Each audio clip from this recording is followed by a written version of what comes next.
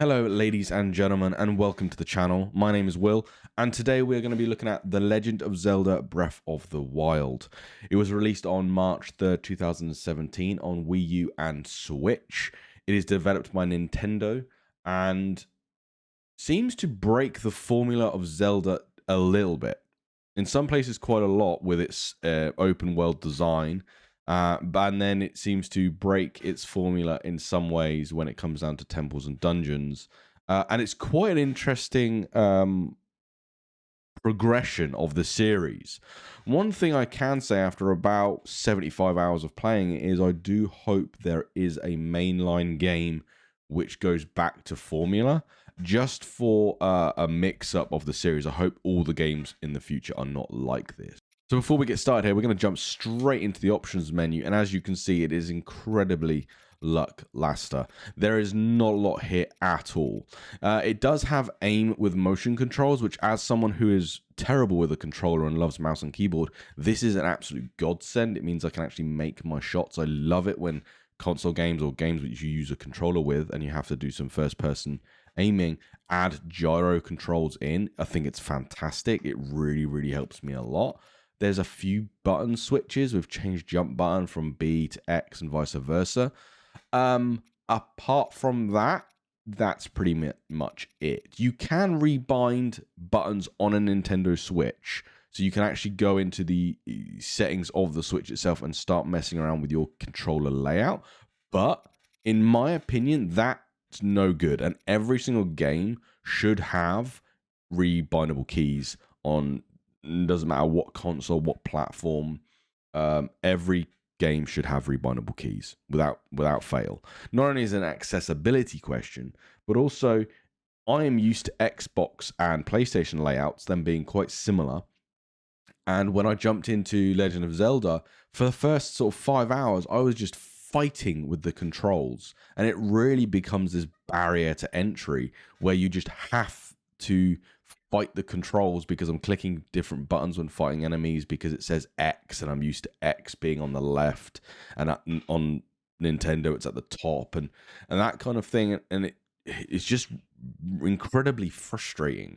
And them adding in a rebindable menu here would just fix that. I could just rebind the keys to how I like them on a controller and done.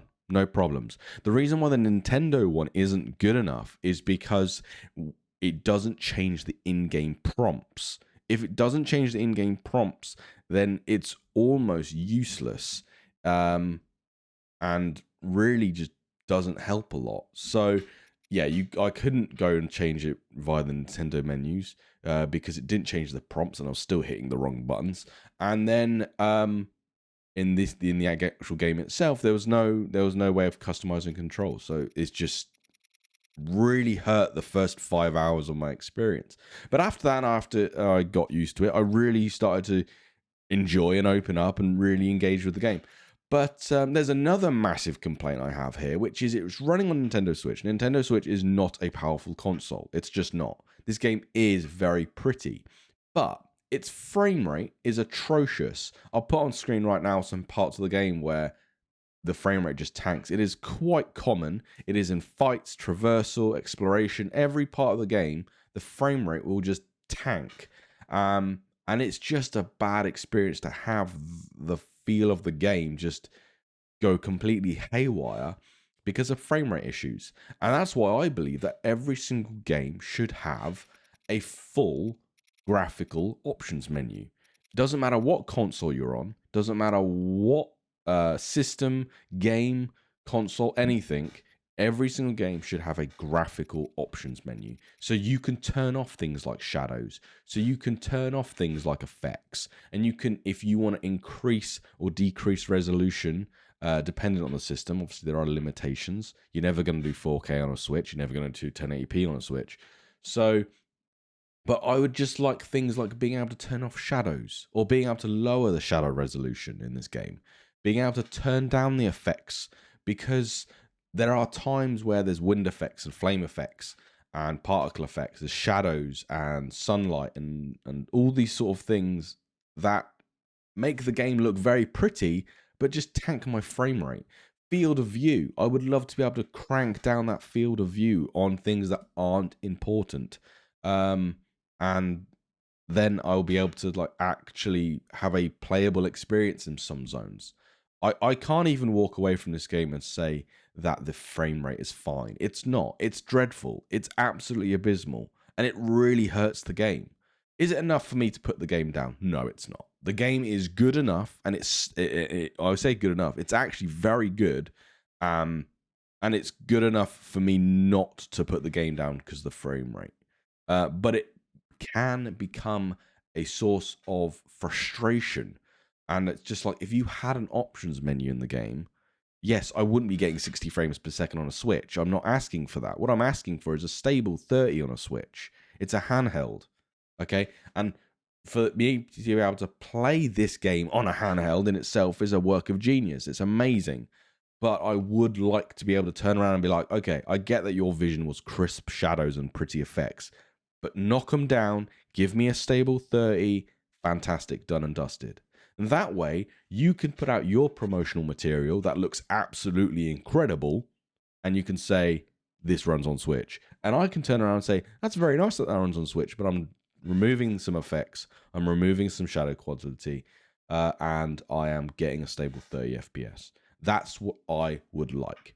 There's many, many arguments about this that I have had towards me, which is like, yeah, but Will, I'd rather they fix a critical bug. Oh, my controller's running low on battery. And I'm like, okay, they're not going to leave a critical bug in the game. Well, Nintendo won't anyway. So the argument saying that Nintendo need to think between a critical bug and an options menu is really silly in my opinion. Firstly, they have more money than God. They literally could give developers another 6 months to a year to flesh out these things. Like saying that, oh, no, they had to release it, otherwise they were going to go bankrupt is really, really silly. They had to release it to appease their shareholders. That's what it was. They could give them another 6 months, but they don't want to mess up their quarterly earnings reports. So they release it when they release it. But there's no bad reason, apart from development time and costs, which Nintendo can support both, why console games should be able to have options menus for graphics settings and options menus for keybinds for controls as well. There are indie studios for PC that do this, right? And it's fine. PlayStation brought out Horizon Zero Dawn on PC. The port wasn't perfect on PC when on release. It's very, very good now, but it's not perfect. But it still had a full options menu. So the development studio had to develop a full options menu breakdown for the game for PC. So why was that not a thing for PS4? Because there's many things on that game where I would crank down to get a more stable frame rate as well. And it blows my mind. And people will be like, oh yeah, but Will, the PlayStation's a lockdown system and lockdown. Nah. If that was 100% the case, then why are they now doing it with performance modes? Why are they now offering performance modes and resolution modes on PS4 Pro and PS5? They are just incredibly basic options menus. The next best thing would be some presets: low, medium, high, max. And after that, you start getting some more tweaks and some more tweaks and more tweaks. There's no reason in my mind, and please, if you disagree, tell me in the comment section below. Let's have this discussion. There's no reason in my mind why console games can't start giving players the options they should have like a PC game. There's no reason for it, and I don't understand why it's not there. But anyway, rant over. The options menu's trash. Let's get on and play some Breath of the Wild, because there are quite a few things I want to talk about today, and this game is just absolutely phenomenal in some places, and absolutely not atrocious, but really contentious in others. So the basic game, the story of the game, I'm not going to spoil anything, but it's very basic. It is bad guy, go get him, and then lead you through a story. The story, I don't think you play a Zelda game for a story. Oh, we're getting some of these frame drops like I was on about earlier. Absolutely, it's just tanking. I can't even turn the camera. Thank goodness there's no boss or mobs here. But the game is absolutely stunning. It is really good looking. So I love it to pieces. What we're going to do is we're going to go over to a early area so I can talk about the game. So, yes, the story is so-so. It is what it is. I don't think you play a Zelda game for the story. So if you really want an engaging story, and let's say you've just finished Persona 5 Royale or Persona 5 Basic, don't play Zelda for the story. Play it for the world. Play it for the charm. Play it for the feel and the enjoyment of puzzle solving and stuff like that, because that's where Zelda really stands up, and I think that's where Zelda's always stood up to me. Just the charm of this place, just the fact there's not much music in the game. There's just subtle hints as you walk through the world. There's piano notes. We're just going to take a minute here and just listen and look around.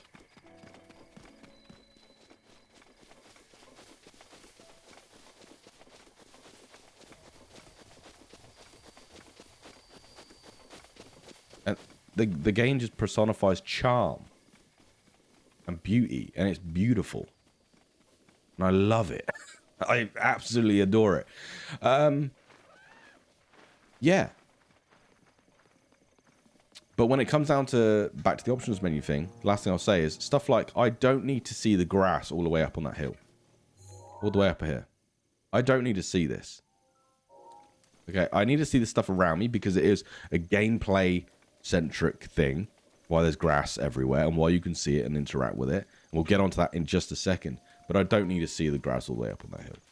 But yeah, moving on to grass being an interactive gameplay mechanic. So the game is governed by, I would say, an elemental system. The game really embraces emergent gameplay more than any other game I think I've ever played. Where the game has a set of systems, which I would call an elemental system. Fire, lightning, water, ice, that kind of thing. And all these systems interconnect with each other. And so, water puts out fire. Ice freezes water. Lightning, is conductive by water.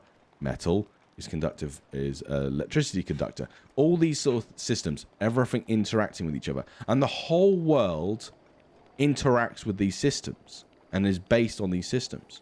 So, this wood here can be burnt down with fire. The grass can be set fire to. Like, you can set fire to the grass. And then when you set fire to the grass, hot air comes up. And then you can use your glider and you can get pushed up by the hot air because you set fire to the grass. So what, we'll just see if, yeah, I've got a fire arrow so we can show this off. So I set fire to the grass. And then, oh, there we go. So I set fire to the grass. The grass then heated up the air, making an upwind current.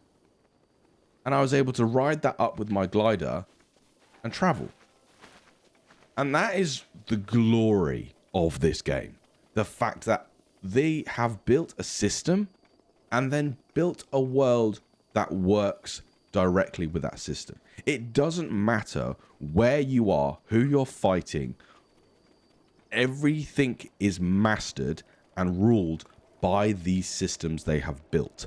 And it is incredible because you really get a sense of that emergent gameplay, which is one of my favorite things in games. It's gameplay where the player uses the tools to make the choices. There are lots and lots of games these days that are like, you can look at this scenario and tackle this scenario by any means necessary, by any means you can think of. And it's not really that true. There are a number of games that do it very, very well, but nothing that really does it by like any means you can do it, any means. No, there's normally like 3 or 4 different scenarios in a very big game, 3 or 4 different scenarios like Deus Ex, that you can go towards an objective, and you can do that objective in 3 or 4 different scenarios. Something like Cyberpunk 2077 really touted this in its promotional material. It's like, you can hack, you can kill, you can sneak, you can enter this scenario any way you want. And it wasn't the case. You can do it 3 or 4, 5 different ways, but not any way. Where this game does it differently. Where this game's like, here's a puzzle, here's a combat scenario, and you know the game systems. You know that fire reacts when it burns grass, and you can use it to get an updraft and get higher up and have some aim advantage on the enemies. And you can do that kind of thing, where this game truly gives you that sense of being able to use any of the systems the game gives you to really and truly master any objective any way you want. For instance, let's say I want to enter a combat scenario. I need to just change the settings of the game because they have reverted back, and that is irritating. Motion controls on, jump change on, and fix to north. There we go. That's better. Right. So what I want to do here is I want to enter a combat scenario. Okay then, so we're going to find a combat scenario so that I can show you guys how you can use this system of giving you this elemental rule system to really manipulate scenarios to get an advantage entering an objective. So let's say I want to kill this camp. I want to get this box here. I want to kill these guys. Okay, so I could sneak up and I could stab a couple of them, but they're gonna spot me. I could just go in and attack them. I could get one of my rune powers, because you have a set of powers in this game that are upgradable as you go. And you could say, oh, yeah, I want a remote bomb and I want to throw a bomb over there. And I want to blow them up. It won't kill them, but then I can get an advantage to then attack. But what I'm thinking is I want to show you guys this elemental system. So what we're going to do is I'm going to pick a sword. My new master sword I've just got. We're going to get an arrow.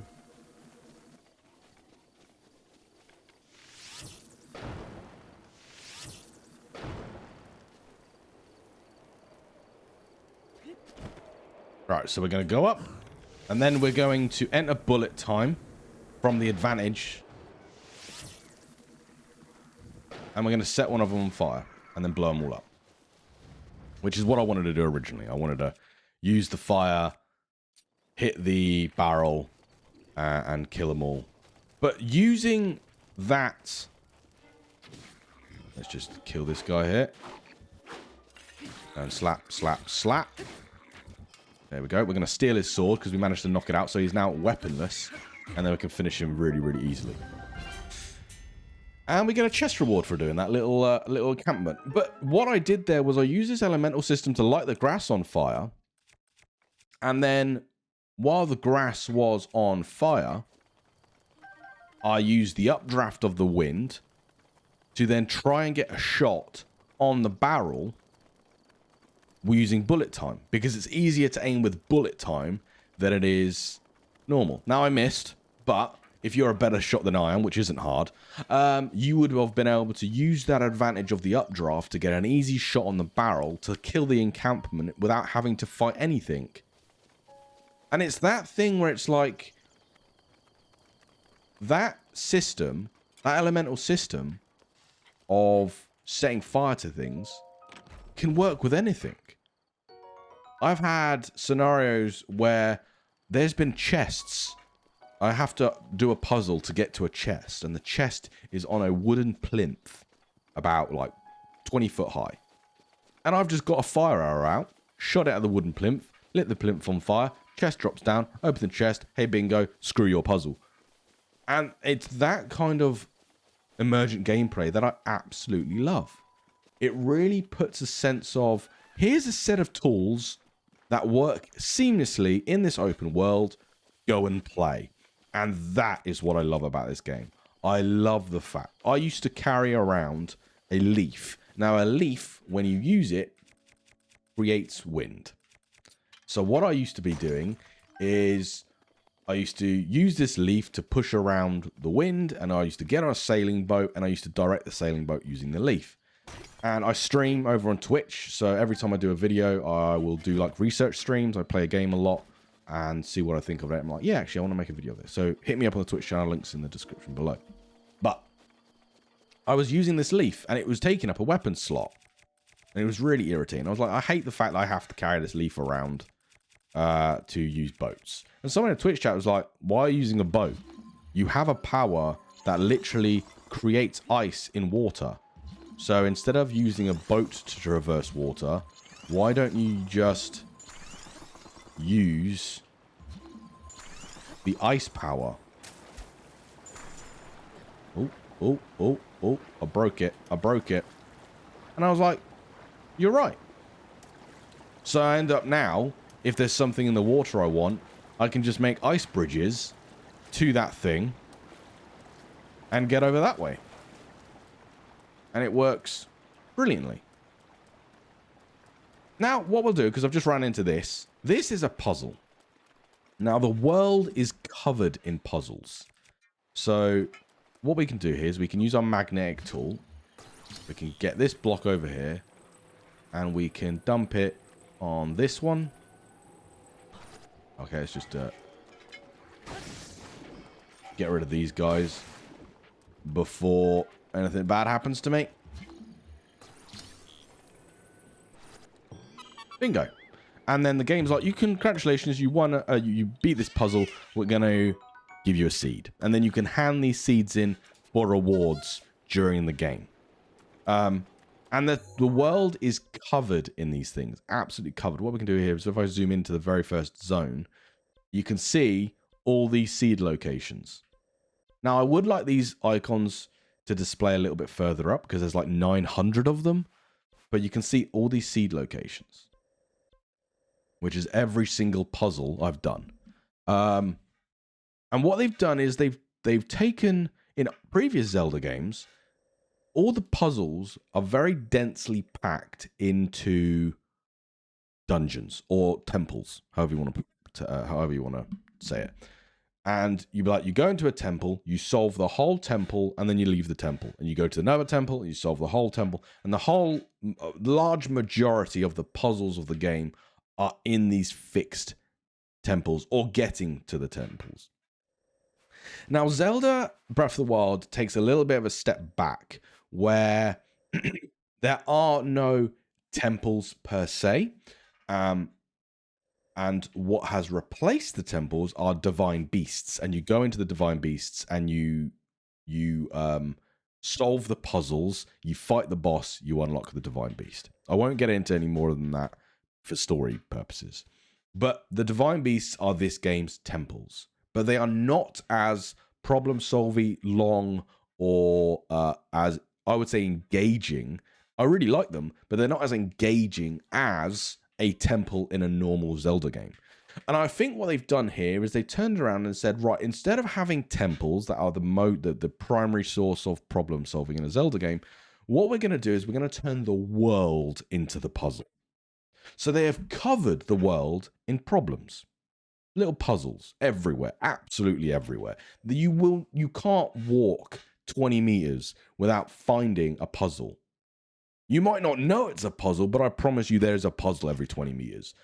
So every single one of these stamps that I've placed down, and we'll get onto the map system in a bit, is a puzzle. And then every single one of these is a puzzle that I've done. And they will reward you with seeds, and then you can upgrade your character. And then every one of these icons here is a shrine. And every shrine is basically a tiny dungeon.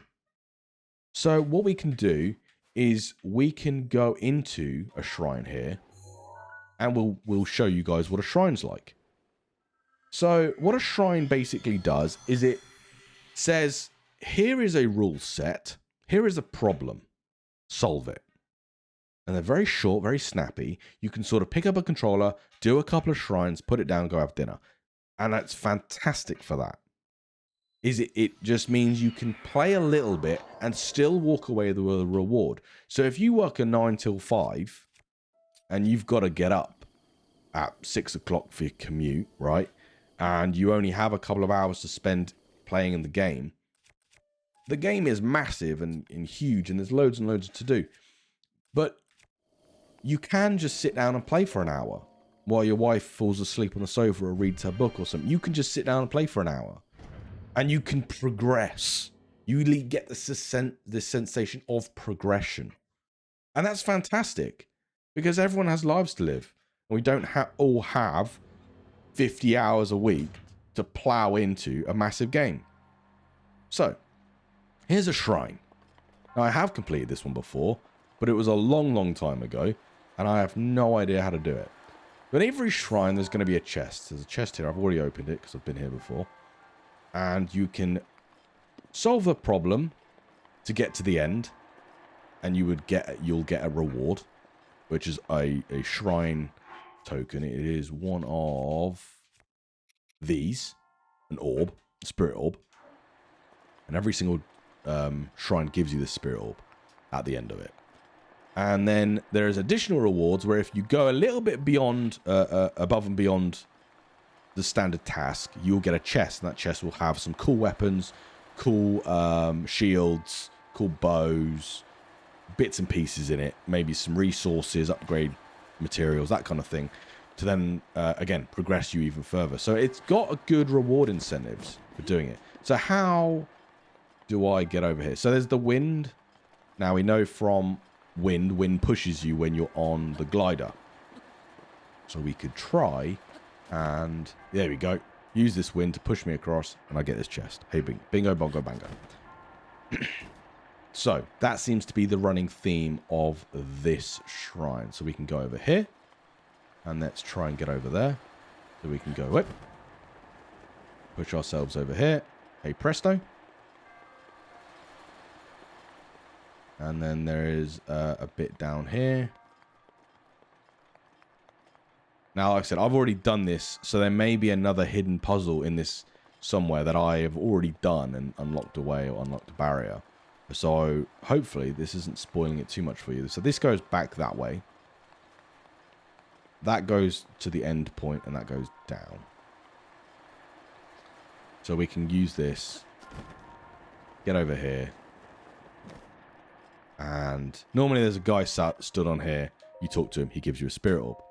But like I said, I've already done this shrine. But it just gives you a little taste of what the shrines are. They're small snippets of puzzle solving that you can fix reasonably quickly. Some are actually very, very tough. There's one that took me about 15 minutes or so the other day. And some can take a lot longer depending on your skill with puzzles.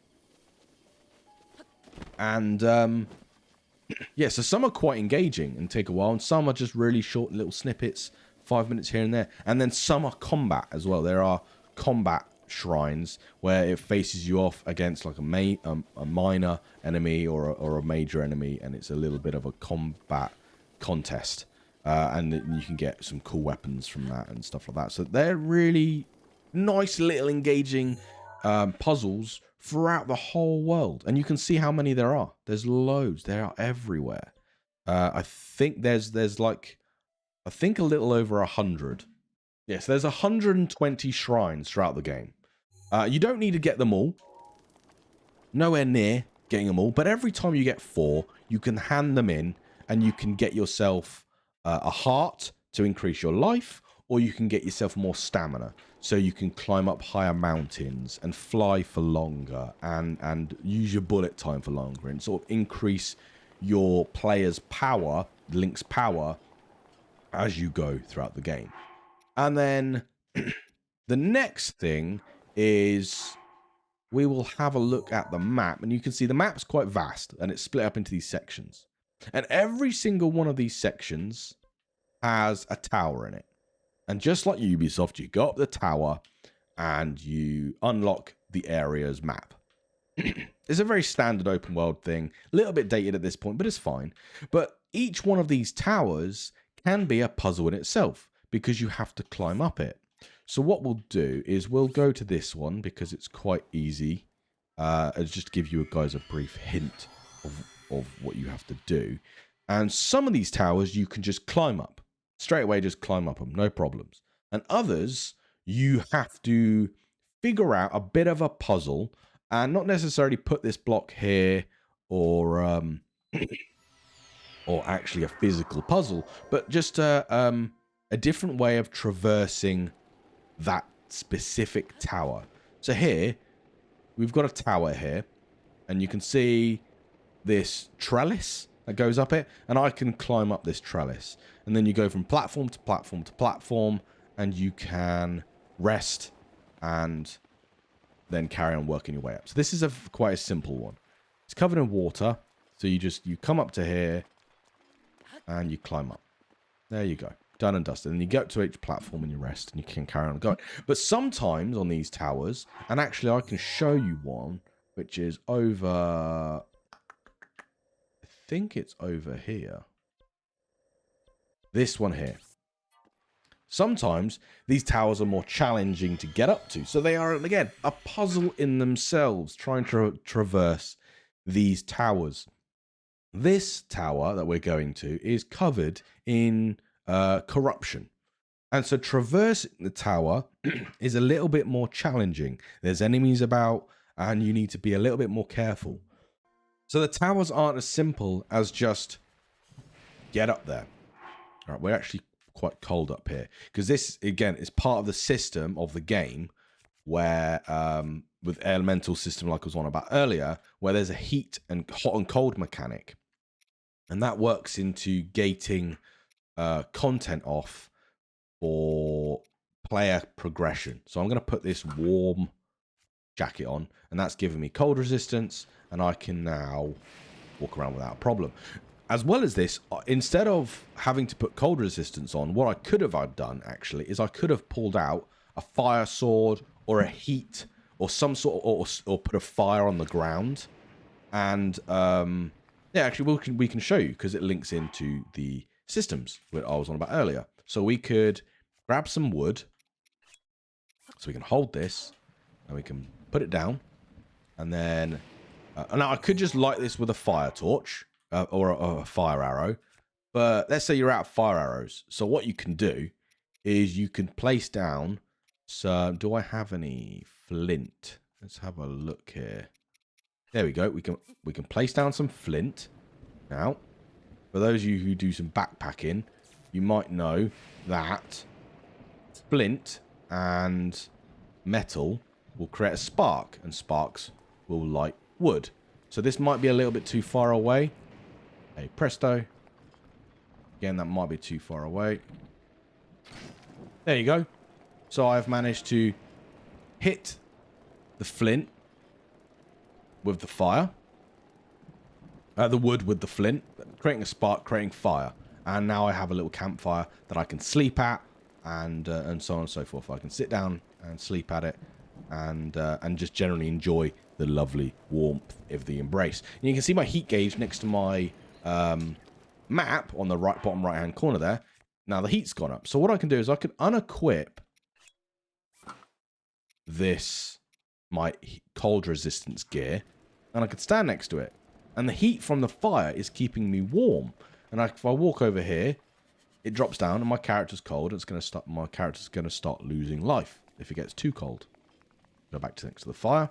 I'm hot again. Now you can go out and you can search for heat resistance gear and stuff, bits and pieces like that. Or you could get a torch, light it on fire, and then walk around a snowy capped mountain, because the fire that you're carrying around is heating you up. And again, it's just that way, where the world itself is a puzzle. And you can use the rule set and this elemental system the game has given you to really interact with this massive puzzle to get through it. There are some things that are completely gated off. There's areas up in the lava place that are so hot that sort of ice won't help, and so on and so forth. So you do need some fire resistance potions or fire resistance gear, and you can craft those at a campfire using all these different materials the game gives you. So you could say, like, have a bit of horn, and then you can add in a little bit of red lizard tail, and that will create an elixir to, so there you go. So it serves from a fire breathing lizard. I'm just going to say lizard because I can't pronounce the proper name for it. It flavors, its flavor makes the flesh inedible, but toss into a stew with more critters, and you'll have yourself a nice elixir. And that elixir will then do something for you in the game. So if you had a hightail lizard, for instance, you'd get a speed boost. Or if you have a fireproof lizard, you get a heat resistance elixir. And then with that heat resistance elixir, you can start progressing up into the Death Mountain, I think it's called. So we're going to move on to the map. This map's been copied a few times. I think the most prominent example is probably Elden Ring. This map, every single open world game ever made from 2017 onwards needs to have this map in it. I love these maps. I love them. I love being able to turn around and look through the map and see and say, there's a village here. Well, there's something here. What's here? Why have they put a name here? This looks like an interesting place. I want to explore. Gonna put a stamp on it. Therefore, I have labeled the map myself, and I have set myself my own examples, my own exploration goals to go and discover and find things. You can see how I've got markers around here for boss fights. There's a big mob here that I might want to go back and kill. Same as over here.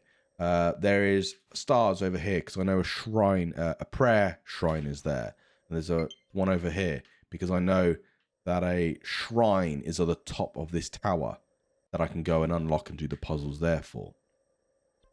So this map is just, I love it. I love being able to use an interactive map and not just have 5 different waypoints you can place down, but actually interact with it and set my own goals and be like, I ran into a person over here and I had a small interaction with them and I was able to put a star on them and then remember them for later when something else in the game happened. Again, I'm trying to avoid spoilers.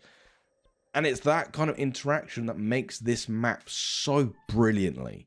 Because if Fallout 4 had a map this good, it would be littered in stuff like mine is now. And it would just act as a small reminder to be like, I've put a star here. Why have I put a star here? It was 20 hours ago, but I've put a star here for a reason. And you can go back there and remind yourself why you've put a star there. And it's a way of journalizing your game that is just so brilliant to me. I love being able to put down my own markers and create my own interactive map. I think it's absolutely fantastic.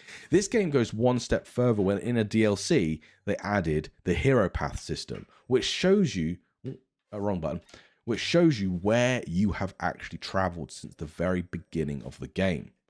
And you can see every single where I have walked with Link. Now, this is brilliant because I can now say, well, have I been over here? I'm not sure. Open up the hero path and you can say, I haven't been here at all.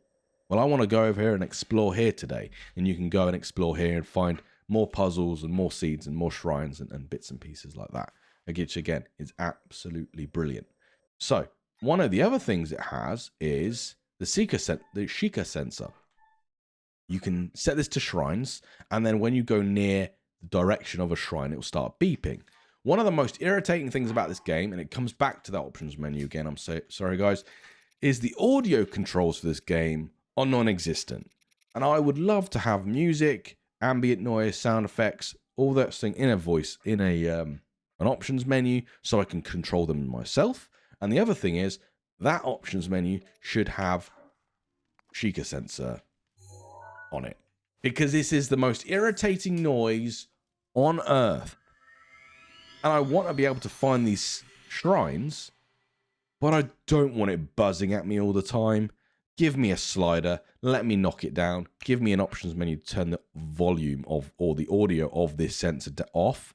Because listening to it buzz constantly when you already know there's a shrine there is infuriating. It really, truly is. I don't know if it does it with shrines. Yeah, it doesn't do it with shrines you've already found. So if I can just find a shrine I haven't unlocked yet, and you guys can know exactly what I'm on about. Right, so down there you can see a shrine. And as we get closer to it, As we travel closer to it, the little sensor above the heat gauge, or just to the left of the map, will start shining. And the bigger it gets, the closer you are to a shrine. There you go. It's telling me I'm going in the right direction. And if I turn, it'll go down. If I turn back, it'll go back up. That's fantastic. But listen to the noise.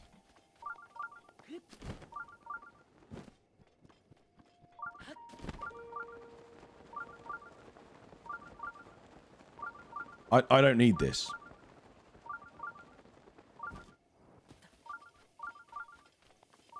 I know the shrine is there. And when you get close enough, it turns off.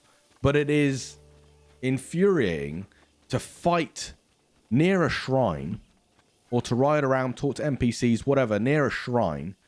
And for all you can hear is beep, beep, beep, beep, beep, beep, beep, beep, beep, beep. And you're just like, right, screw it. I'm just gonna go in here and I'm just gonna turn off the sensor.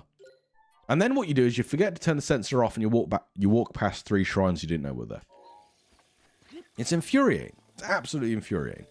One of the great things though is these shrines have teleport locations next to all of them. So I don't want to complete this off stream. I made a promise to my stream that I would complete all the shrines on stream, but I will grab it and I will then leave that for stream. One of the really good things is when you unlock a shrine, cutscenes skippable. When you go into a shrine, cutscenes skippable. When you complete a shrine, cutscene skippable. There are 120 shrines in this game. I don't want to be stuck in a cutscene every single time. So the fact that they are skippable is brilliant. Because once you've done it once, twice, 3 times, I don't know, maybe even 10 times, depending who you are, it's great because it's that immersion factor. But you know what? I don't want to have to watch a cutscene for unlocking a shrine, traveling into the shrine, and coming out of the shrine for 120 times. It's infuriating. So having skippable little cutscenes like that is brilliant. And this game is full of it. Full of little cutscene skipping things, which is like, I've seen it once or twice. I don't need to see it again. And it's fantastic. So really, thumbs up there. And it's, again, one of those things that other companies really need to learn from, because unskippable cutscenes are the worst. Right. So, on to quite possibly the biggest issue I have with this game. And it's not weapon durability. It's horse travel. So, around the world are these stables. And you can go and find a horse, and you can mount it, and then you can try and tame it. And different horses have different stats. So what we can do here is we can talk to this guy. And I can say, I want to take my... You can register a horse. You can say, I want to take a horse. So these are my 3 horses. We got Roach from Witcher 3. I can't pronounce that one. And these 2 are people from my Twitch chat. And this is the horse I'm using at the moment. Because this horse is... got better stats than my other horses. And you can see the bond level is how much you've tamed it. And if you haven't max tamed it, if you ask it to go left, it might not go left. So you need to build a rapport with the horse before it becomes a really your perfect horse companion. And it's kind of cool. I really like it. It is good, apart from the horse controls, even when they are at max bond, are absolute trash. If you go to walk into a tree, it won't automatically walk around the tree. It will just have a hissy fit, stop dead in its tracks, and then you've got to build up speed and everything again to like use the horse. Again, that's fine. That's just horse controls, right? You could easily say, yeah, we'll learn to walk around the tree.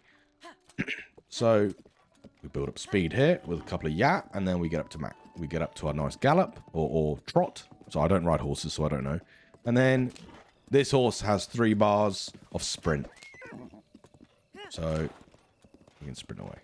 And then we can smooth the horse down and say, good man. And we can even feed it an apple. And and that helps with building rapport and stuff like that. The horses can die. So careful with enemies and killing them and setting them on fire. But there is a way to bring back horses that have been killed by enemies. So I'll let you guys explore the map and enjoy, because I think that's part of the game experience is exploring and finding out yourself. But there is a way to get your horses back, and a small amount of customizability. You can see here, oh, I've got like pink hair on my horse and a new saddle and stuff like that. So before we get into the saddle, I want to talk about horses. So horses from the base game, right? From the base game, horses can't teleport, unlike Witcher 3. You know in Witcher 3 how you get your horse out, you fight a couple of mobs, you get sidetracked, you go over left, right, and everywhere. You might do a quest in a town, and then you're like, oh, I need my horse. Well, you can't.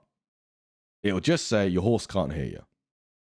So that means you need to bring your horse with you everywhere you go. So if you've teleported somewhere to a shrine or across the map because you didn't want to walk, that means your horse is useless. I cannot get my horse here.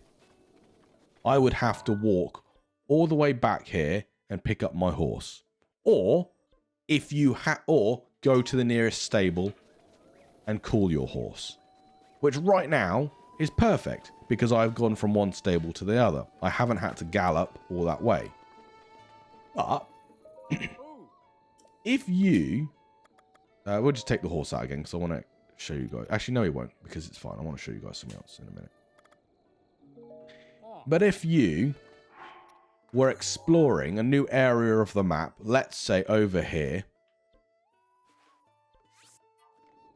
right? And you were trying to explore this new area of the map, and you had ridden your horse about, and then got sidetracked, teleported to a shrine, done bits and pieces, done a quest, figured something out, and you started traversing the map and riding around, well, your horse would be in the middle of nowhere. So I've said, my horse is up here, right? And I said, oh, I want to finish exploring this area of the map. I can either teleport down here like I can, with the game has rewarded me with a teleport point. So I can then use that teleport point to carry on my game. Or I can waste 20 minutes getting on my horse and riding my horse from here to here. And I would have to ride over this mountain, over this plains land, down this road, over this bridge, around here, all around here, into here, maybe through here, and then I can't, because the horse's pathing doesn't like cliffs, hills, rocks, trees, or anything. The horse's pathing is not that great. In my opinion, you need to have a little bit of leniency with the horse's pathing for a good horse experience. The horse, it would take you so long to get to here with the horse, you might as well just teleport here and then start walking around. Making the horse almost useless. Because what is the horse? The horse is a traversal tool. You use the horse to travel around the world. Well, it would take longer for me to... By the time I've got there on the horse, I could have just been there and explored the whole area without the horse. So in that case, what is the use of the horse? Because you could say, well, you can ride it from shrine to shrine. You can ride it from stable to stable, or that kind of thing. Well, why? And this is my biggest thing with Flawed Perfection. This game has so many things going for it. They have obviously spent so much time thinking about interconnected systems for the world. To the point it's like, but why is the horse system, why won't the horse system let you teleport? And right here we can use our stasis power. I haven't shown you guys this here. We can beat this rock about. It will store up all the energy. And then... off we go. I thought that might have been a puzzle, but no idea. Anyway, But yeah, so back to what I was saying, which is the horse system is negligent. I could go and get my horse and use my horse's traversal speed to explore faster. But when you have to ride that horse from what would the closest stable is over here, right? When you have to ride the horse from there over to here, and it's going to be an issue because there's mountains and cliff ranges in the way, then what's the point in the horse?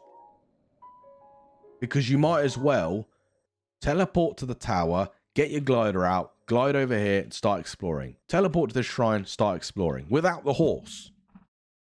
So that's my issue with the horse system. And Nintendo knew exactly. Nintendo knew there was an issue. 100%. Because in the DLC of the game, you can pay Nintendo to fix this issue. Right? I can whistle for my horse, and my horse teleports in. That is a paid DLC. That is a paid extra quest in the game to unlock this. So the game had an issue. And instead of just adding this armor to the game, or adding that quest line to the game, or even just adding that system of teleporting a horse to your Sheikah slate, which is the same technology, it would make sense thematically in the game to have that.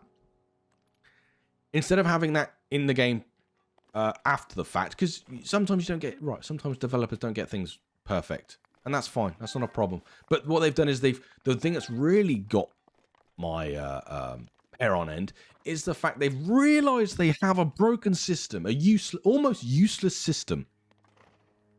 And they fixed it. But you have to pay them extra money to fix it. That is really bad business practice. That is a dreadful business practice. And I hate it. I hate the fact they have made an issue or realized an issue, and then some higher up marketing guru has turned around and said, we can make a quick buck with this, sell it. Sell the DLC. And it's irritated the heck out of me. So thank you for fixing the system. I'm glad someone who's bought the season passes like myself has been rewarded by spending money to get this, and it sucks. Because some people don't have a lot of money and can't buy the season passes. They just want this really good, expansive world. And they've bought it on sale or something like that, but they can't afford the season passes. Therefore, they're stuck with a trashy horse system. And that sucks. And it sucks even more that they realise what they're doing. I'm not saying it's the developers. It's probably not the developers. It's probably some marketing dude. But Nintendo, sort your shit out. Because this is anti-consumer and it sucks. Now, while we're going off on systems in the game, there's one other system that I want to talk about. And I feel like most Zelda people are gonna know what I'm on about, right? The durability system. I hate it. But I understand what they were trying to do. I don't think it works. I don't think they've done it. But I understand what they were trying to do. So, there's a couple of things. It's cool to get cool new weapons. There's loads of weapons, loads of different weapon types in this game. It's cool to get new weapons.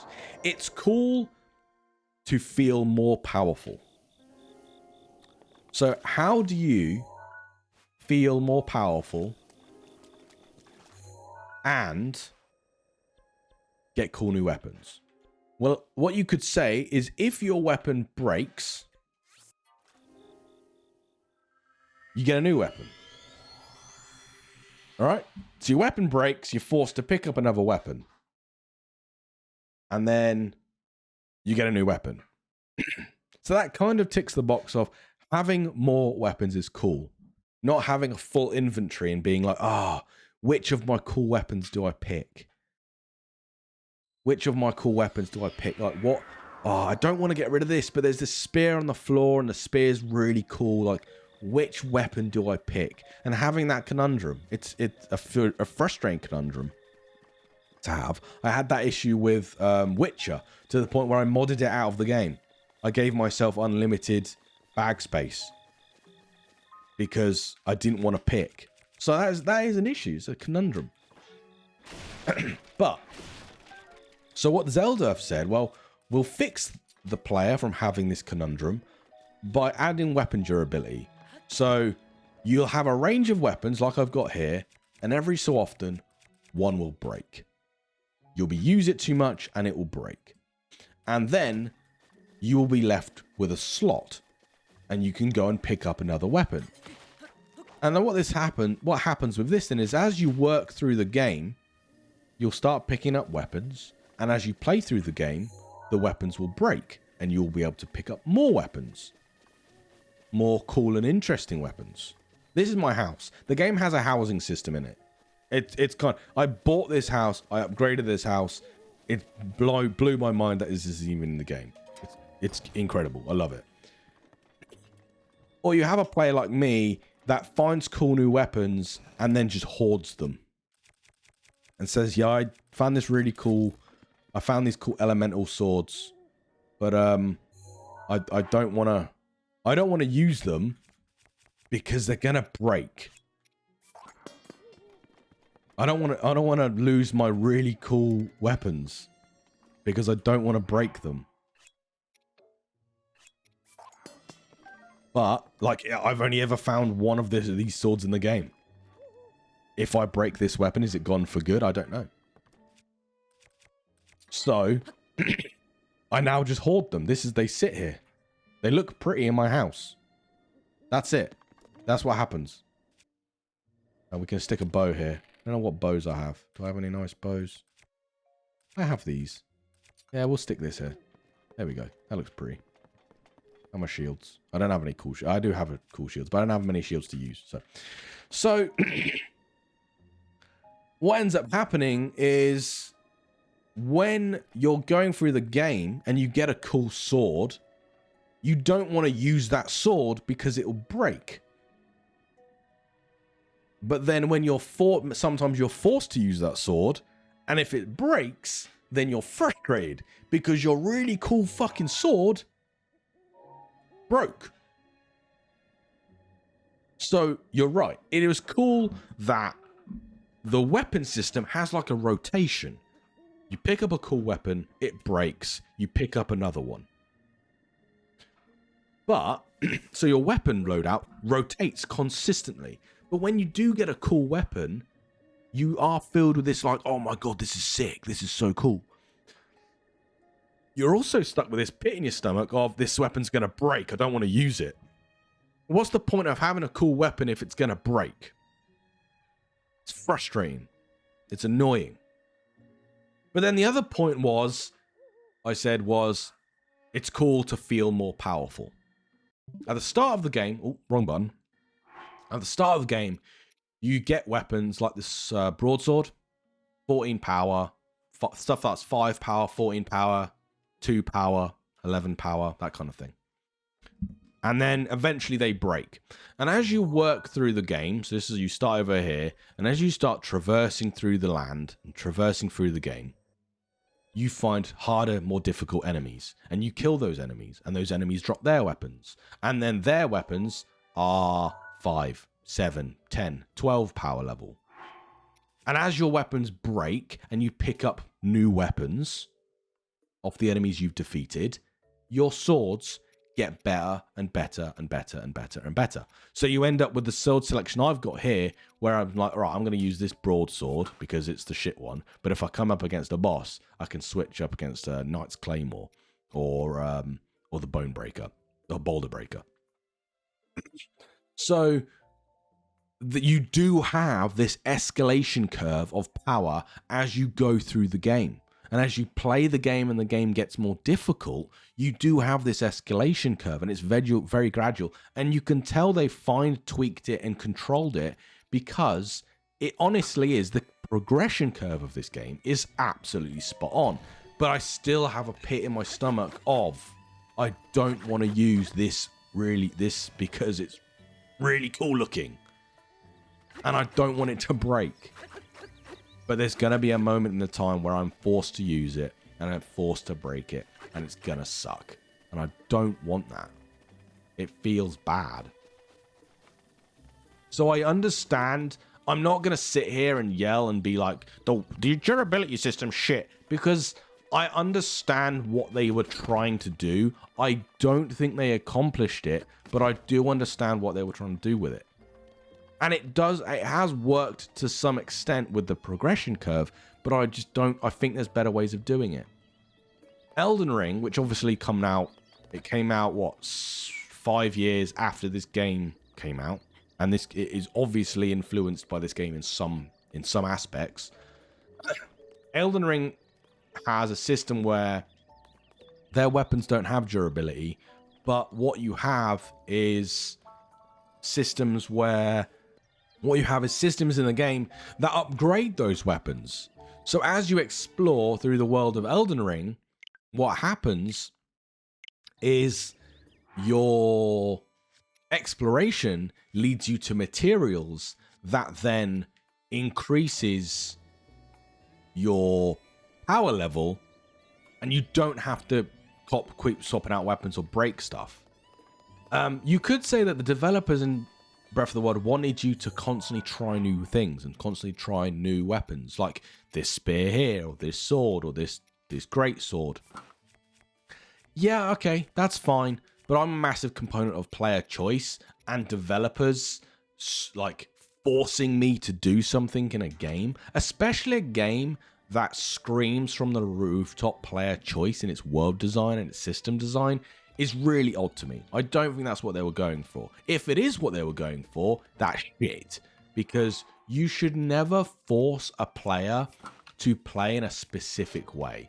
You should never turn around to a player and be like, oh, hi, by the way, we want you to try more weapons. So every so often, we're going to take weapons off you so that you have to try more weapons. That sucks. That really sucks. I don't like that.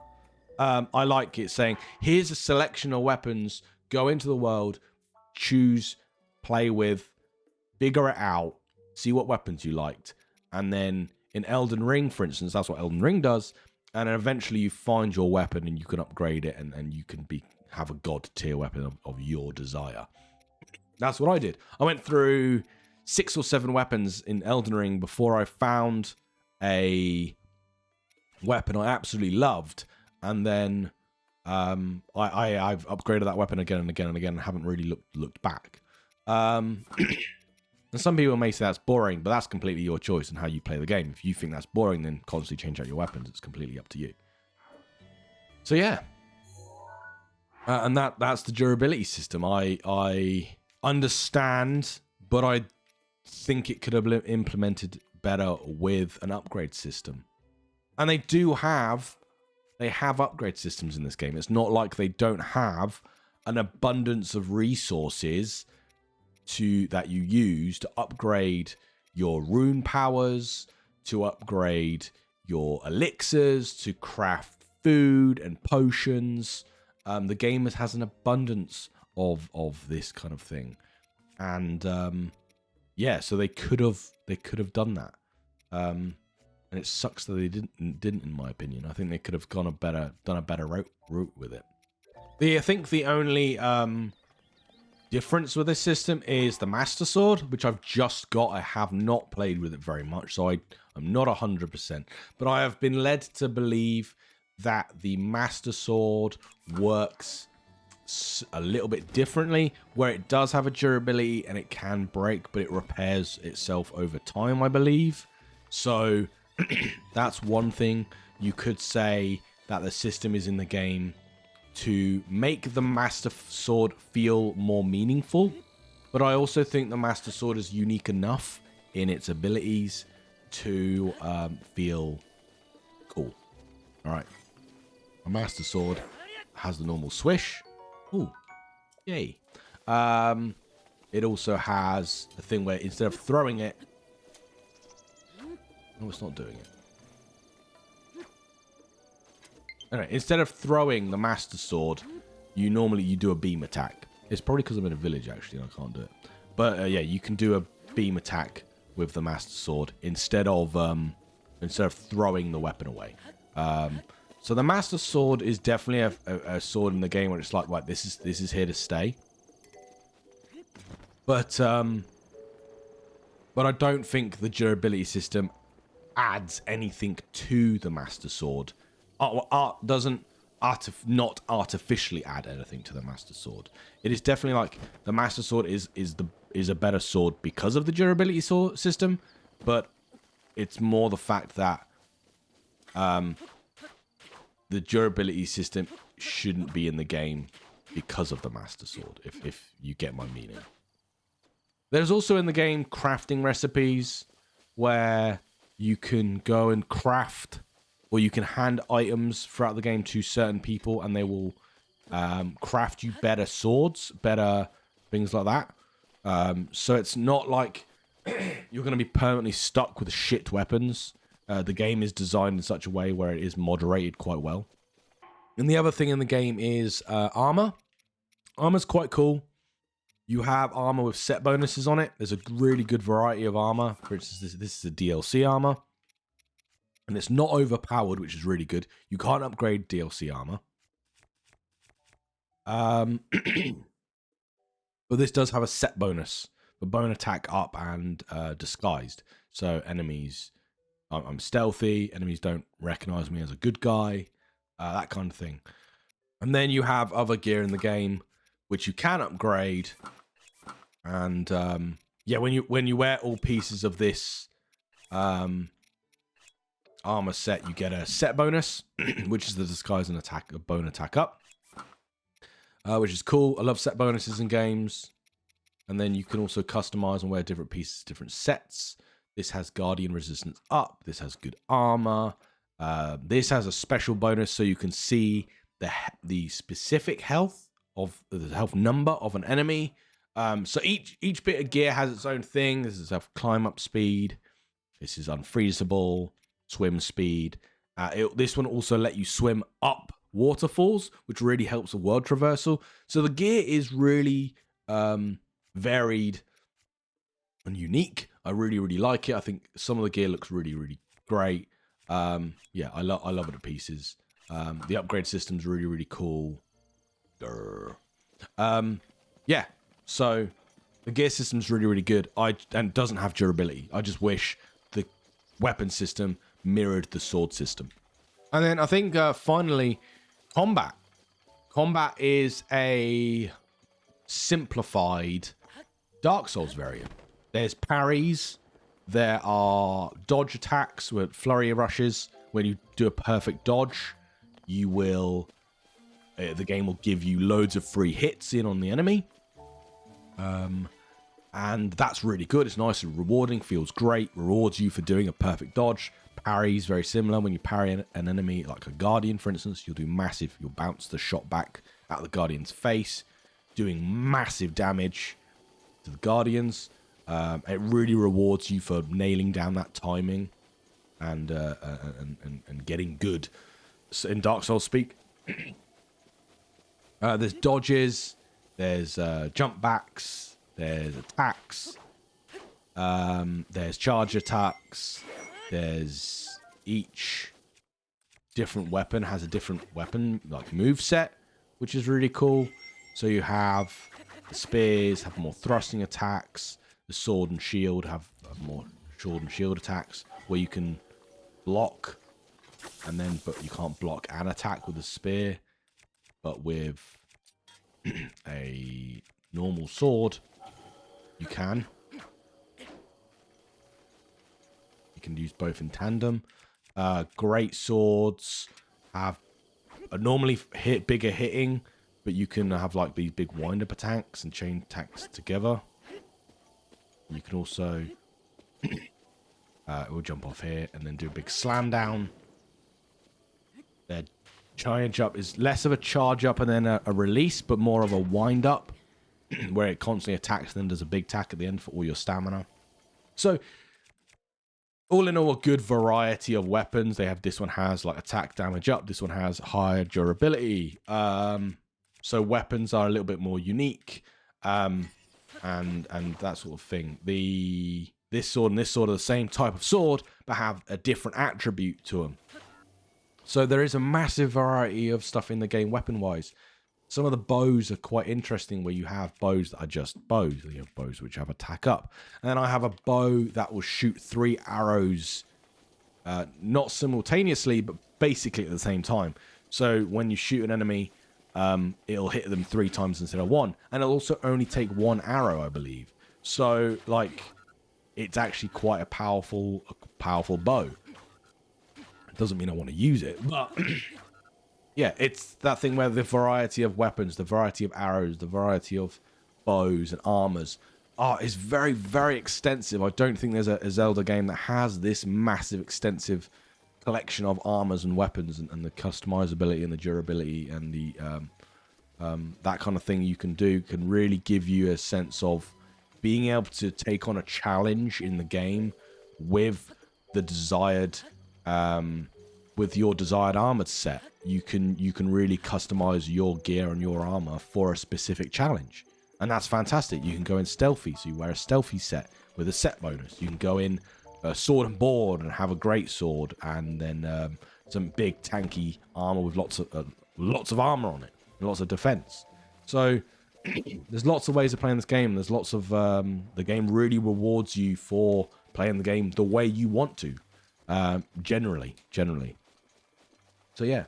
Anyway, guys, I think I've rabbled on enough about Zelda. I think I've conveyed why it is Flawed Perfection. It generally is an incredible experience, but due to its console limitations, plus a few in-game systems, it's not perfection, but it certainly is Flawed Perfection. So thank you very much for watching. If you have liked this video, hit that like and subscribe button, and stick a comment section down below. Tell me why you like this video. Tell me why I'm wrong. Tell me why the durability system or the traverse system, travel system, is actually perfection. And yeah, I hope you enjoyed the video. So we'll talk to you guys again soon. Cheers.